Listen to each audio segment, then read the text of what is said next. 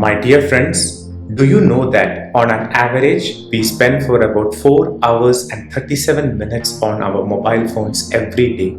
Around 27% of teenagers in India are addicted to social media and suffers from physical and mental problems like sleep disturbance, anxiety, depression, suicidal tendencies.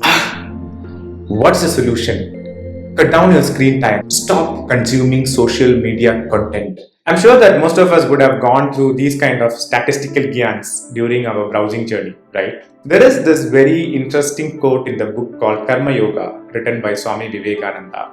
He who in good action sees that there is some evil in it, and who in the midst of evil sees that there is some good in it somewhere, has known the secret of work.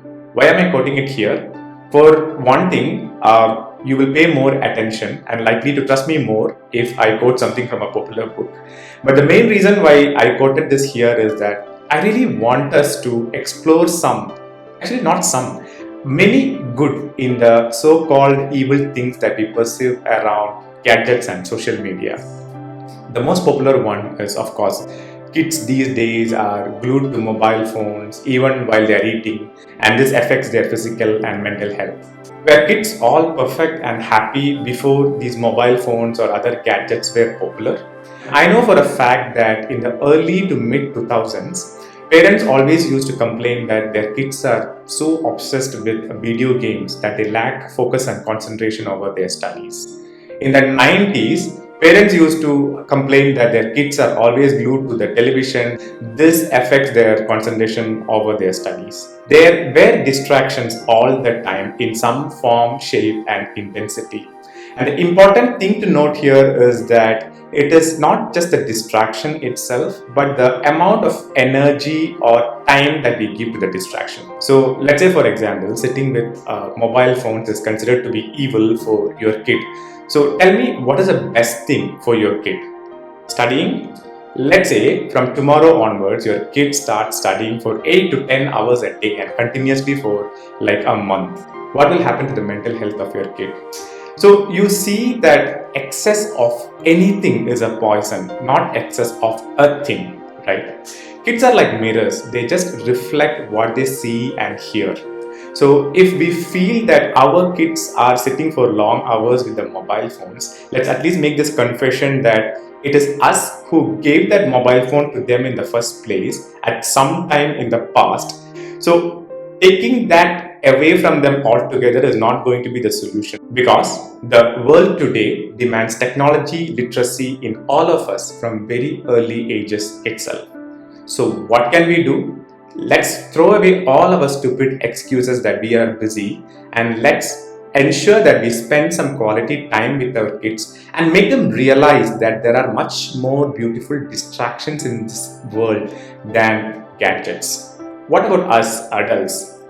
We always say that we consume a lot of social media content, it is very negative, and we become what we consume, right? I feel that there are two major stereotypes happening here. The first stereotype is that we are heavily underestimating our internal judgment skills, right? And decide that we have no power over what to take in and what not to take in. So we are just running away from it. This is more like you have studied so hard to become a doctor, but decided not to practice, fearing that you will get viral infections from your patients. The second stereotype here is that whatever that entertains us, whatever we do for entertainment, is considered to be rubbish and of no value.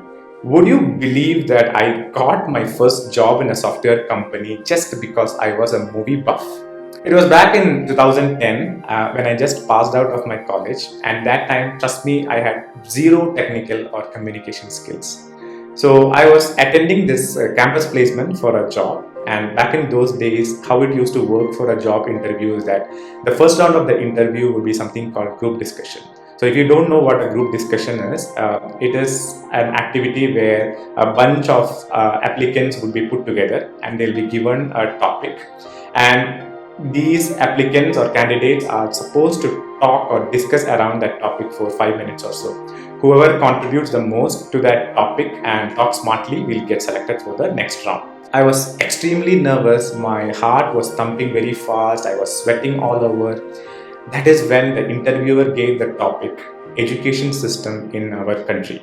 I don't know what comes to your mind when you hear education system in our country, but for a movie buff like me, what came to my mind first was the movie Three Idiots, which I watched just the previous night. Without thinking much, I just started talking about education system, telling that education system in our country is just based on examinations, memorization of stuffs, and paper manifestations, and blah blah blah.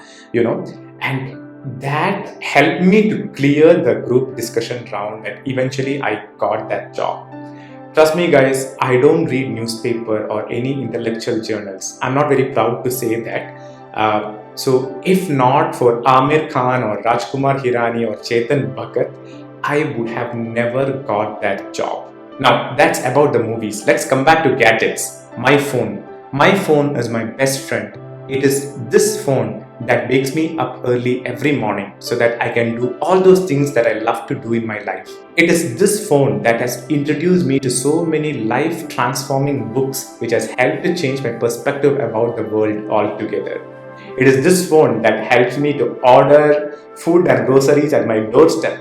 It is this phone that helps me to navigate when I go to an unknown place. And above all, it is this phone that keeps me connected with my dear ones over something called a phone call.